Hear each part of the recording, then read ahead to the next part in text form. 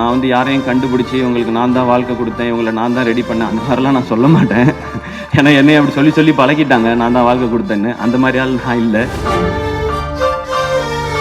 இந்த சினிமாவில் இயக்குனர்கள் ஆவது இவ்வளோ ஒற்றுமையாக இருக்காங்களேன்னு நினைக்கும் போது எனக்கு ரொம்ப சந்தோஷமாக இருக்குது. அது இருக்கட்டும். அவர் எனக்கு காமெடியன், ஹீரோ அப்படிலாம் நான் பார்த்ததே கிடையாது. என்றைக்குமே என் அண்ணன் ஜெயிச்சா நான் ஜெயிச்ச மாதிரி, அவ்வளோதான். வெற்றி சாரும் அந்த மாதிரி எங்கே பார்த்தாலுமே வினோத் முக்கியமான டைரக்டர், கொட்டுக்காளி படம் வரப்போகுதுன்னு சொல்கிறாங்க. அண்ட் மிஷ்கின் சார் எனக்கு தெரிஞ்சு நாங்கள் யாரும் எந்த கண்டென்ட்டும் இந்த படத்தை ப்ரமோட் பண்ணுறதுக்கு இதுக்கப்புறம் கொடுக்க வேண்டிய அவசியமே இல்லைன்னு நினைக்கிறேன். 10 எபிசோடு யூடியூப்பில் போடலாம், முடிஞ்சால் நெட்ஃப்ளிக்ஸ்லேயோ அமேசான்லேயோ ஒரு சீசனாகவே ரிலீஸ் பண்ணலாம். மிஷ்கின் சாரும் கொட்டுக்காளி ஆடியோ லான்ச்சுன்ற பேரில் எனக்கு தெரிஞ்சு அது கொட்டுக்காளியோட அதிக ஓடிடி ரைட்ஸ் போகிறதுக்கு வாய்ப்பு நிறையா இருக்குது. அவ்வளோ கண்டென்ட் ஏன் அவங்களுக்கு இதில் எதுவுமே பெனிஃபிட் இல்லையே. ஆனால் அதுதான் அவங்க சினிமா மேலே வச்சுருக்க காதல்.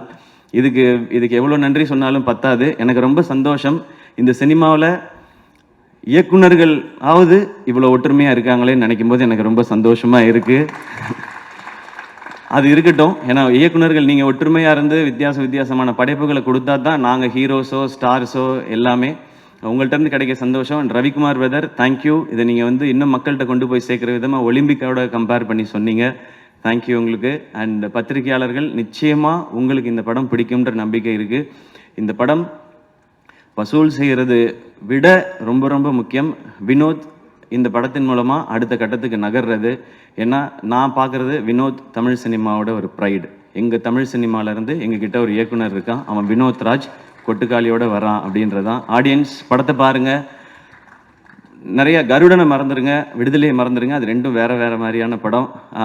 இது வித்தியாசமான ஒரு அனுபவத்தை நிச்சயம். இந்த வித்தியாசமான வார்த்தையை ரொம்ப நானே நிறையா பயன்படுத்திட்டேன் என்னுடைய படங்கள்லேயே. இது ஒரு வித்தியாசமான படம் அப்படிலாம். இது எந்த வித்தியாசமானதுன்னா இது ஒரு புது எக்ஸ்பீரியன்ஸ், அதான் சொல்ல தெரியுது. நம்ம இது வரைக்கும் போகாத ஏதாவது ஒரு தீம் பார்க்குக்கு போனோம், அது எப்படி இருக்குன்னே தெரியாமல் நம்ம போனோம்னா அது ஒரு அனுபவம் கொடுக்கும் இல்லையா. அந்த மாதிரியான அனுபவத்தை இது கொடுக்கும்னு நான் நம்புகிறேன்.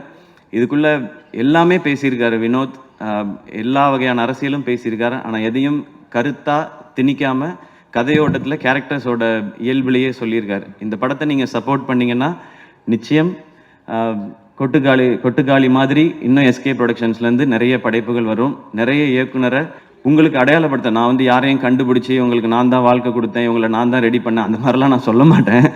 ஏன்னா என்னை அப்படி சொல்லி சொல்லி பழகிட்டாங்க, நான் தான் வாழ்க்கை கொடுத்தேன்னு. அந்த மாதிரி ஆள் நான் இல்லை.